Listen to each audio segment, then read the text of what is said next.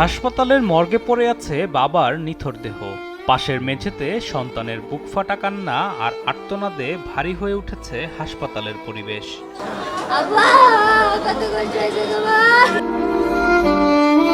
মেঝেতে যখন সন্তানদের আহাজারি, ঠিক পাশেই নিস্তব্ধ বিল্লালের দুই স্ত্রী।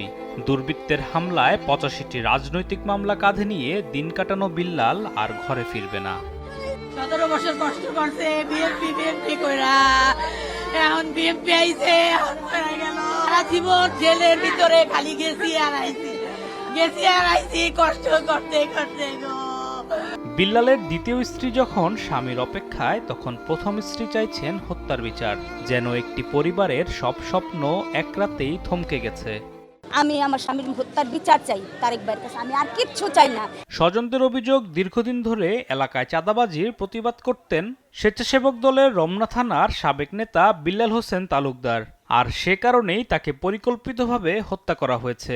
সোমবার রাত ৮টার দিকে মৌচাক আনারকলি মার্কেটের সামনে দুর্বৃত্তের ছুরিকাঘাতে গুরুতর আহত হন তিনি। ৪-৫ জন মিলে আমার আব্বুরে ধরে সাইডে নিয়ে গেছে। পরে আরেকজন ছিল, ও কি করছে, গিয়া বুকের ভিতরে ডাইরেক্ট ছুরিটা দিয়ে পালমাইরা দিয়া দৌড় দেওয়া চলে গেছে। তারপর আব্বু একটা চিৎকার দিছে। এর মধ্যে বাবু আবার কাছে ছুরি নিয়েছে, ছুরি বাইর করে আমার মনে করেন পাট মারতেছে। কেউ পায় নাই, মামার সামনে পড়ে গেছে, মামার ডান পাশে ও পাটটা মারছে।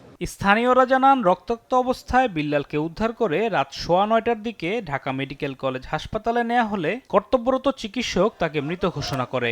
এই হত্যাকাণ্ডে রমনা থানা যুবদলের আহ্বায়ক দিদারুল ইসলাম বাবুর নাম উল্লেখ করে অভিযোগ তুলেছেন প্রত্যক্ষদর্শীরা। একটা বিস্কুট খেয়ে কোটে গেছে, ৮৫টা মামলা। বাবু এটি নেতৃত্ব দিতেছে, ওইখানে আওয়ামী লীগের লোকজন নিয়ে একটা গ্রুপ পাকাইছে।